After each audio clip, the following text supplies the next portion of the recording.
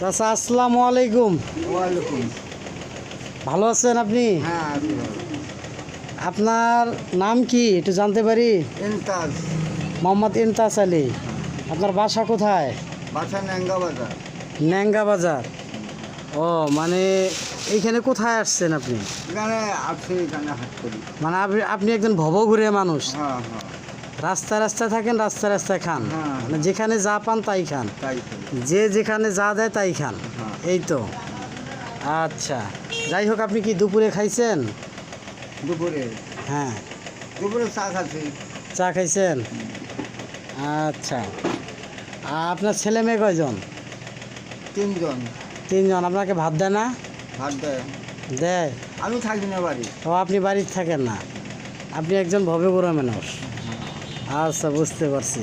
তা আজকে সারাদিনে মানে কি কি কালেকশন হয়েছে?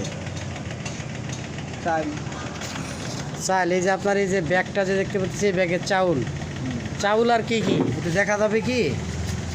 আমি নেব না, জাস্ট খালি একটু দেখবো। হ্যাঁ, আচ্ছা আচ্ছা,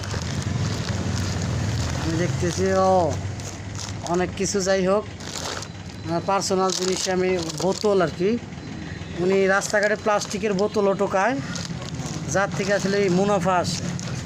এই লাঠি দুটো কই পাইছেন? লাঠি দুটো তো অনেক সুন্দর। কিনছেন? তো যাই হোক, কত দিয়ে কিনছেন? 120 টাকা। ওনার পরনে মাটি কালারের একটি পায়জামা, ওনার জরাজীর্ণ পোশাকে উনি আসলে একজন ভবঘুরে মানুষ। যেখানে রাত হয় সেখানে উনি কাত হয়, যে যাই দেয় উনি তাই ভক্ষণ করেন। তো গাইস, সারা বাংলাদেশের আনবি। সারা বাংলাদেশে, তাই না? তা যাই হোক,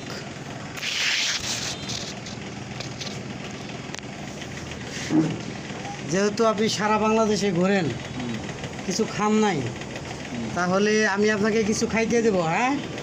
আর গাইস, আমার এই আপনার বয়স কত হবে? 75-80 এইরকম। 75-80 বছরের একজন বৃদ্ধ চাচা, যার থাকা কথা ছিল আসলে বাড়িতে। উনি এখন এই বয়সে নামাজ কালাম পড়বেন, এই বয়সে একটু আরামায়েশ করবেন, সুখ বোধ করবেন, কিন্তু অথচ উনি অভাবের তাড়নায় দেশ থেকে দেশান্তরে, উনি মাঠ থেকে ঘাটে একজন ভবঘুরে মানুষ। কেউ কিছু দিলে খায়, না দিলে খাইতে পায় না।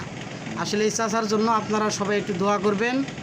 আর পারলে আমি এই চাচাকে সর্বাত্মক সহযোগিতা করব, এবং আপনারা এই চাচার জন্য অন্তত